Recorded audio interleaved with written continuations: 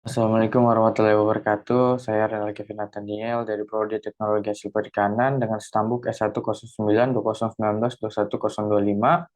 Pada video kali ini saya akan menyelesaikan tugas midtest MK Mikrobiologi dengan dosen pengampu Ibu Jawiana Swekani S, SSI, MPD. Yang pertama yaitu jelaskan faktor intrinsik mikroba.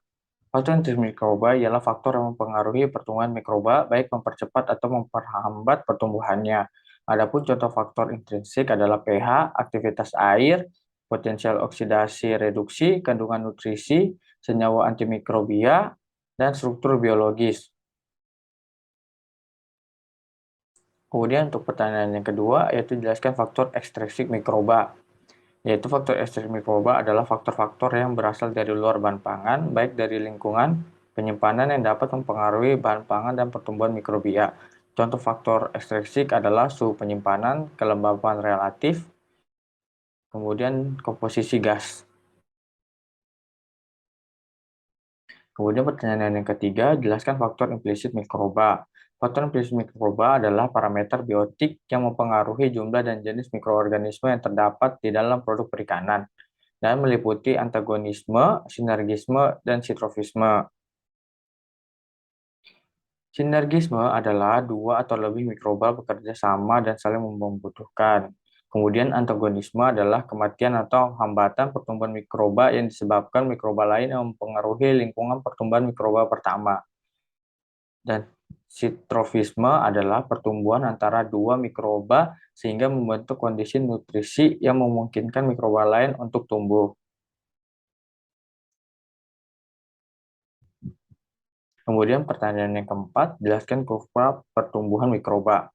Kurva pertumbuhan bakteri atau mikroba terdiri atas fase lag, fase log atau eksponensial, fase stasioner, dan fase kematian.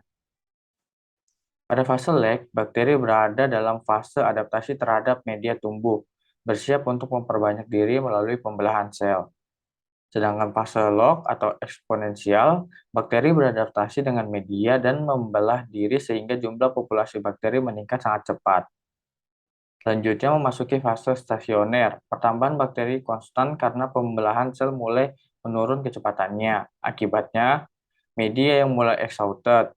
Di samping juga sel-sel bakteri mulai mengeluarkan senyawa atau metabolit sekunder yang dapat meracuni media dan menyebabkan sejumlah sel bakteri yang mati. Dan fase terakhir adalah fase kematian, ditandai dengan garis menurun yang menggambarkan makin banyak bakteri yang mati.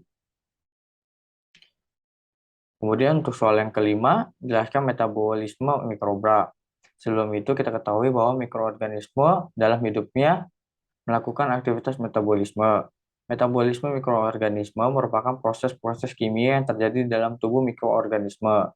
Metabolisme disebut juga sebagai reaksi enzimatis karena metabolisme terjadi selalu menggunakan katalisator enzim. Dalam metabolisme mikroorganisme, energi fisik atau kimiawi dikonvers menjadi energi melalui metabolisme mikroorganisme dan disimpan dalam bentuk senyawa kimia yang biasa disebut ATP. Mikroorganisme, misalnya bakteri dalam hidupnya melakukan aktivitas metabolisme. Tujuan dari metabolisme ini agar bakteri dapat bertahan melangsungkan fungsi hidupnya. Itu dia. Sekian dari video saya, kurang lebihnya mohon maaf. Wassalamualaikum warahmatullahi wabarakatuh.